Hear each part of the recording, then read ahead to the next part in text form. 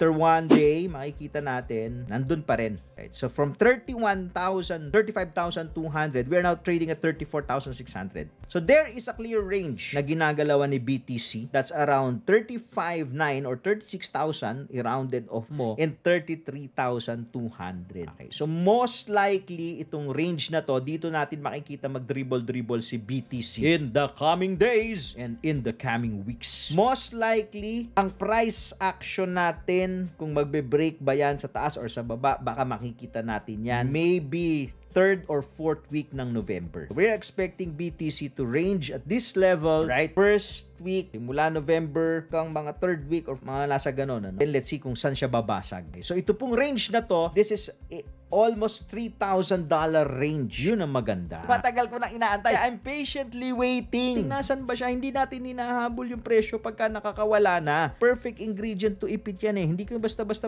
mag-short or maglo-long. So antayin natin yung consolidation. Remember, CityPi designed yan para sa consolidation. Kasi yung range na yan, ang sarap ng gatasan. So every time, yan, lamang pa yung short dito eh. CityPi, no? Mga titos and titas, kung makikita nyo, no? Lamang pa yung short. So ito yung short area mo. For me, above 34,500, above this middle line, okay, this is your short zone and this is your long zone. Short zone sa taas, long zone dito sa baba. So, tignan natin kung ano yung magiging dribble niya. Of course, pag take profit ka, mabilisan lang. Ha? Quick trade lang po tayo dito. So, let's see kung hanggang saan aabutin, hanggang gaano katagal mag-dribble dyan sa range na yan si Bitoy. Follow for more Bito Moves!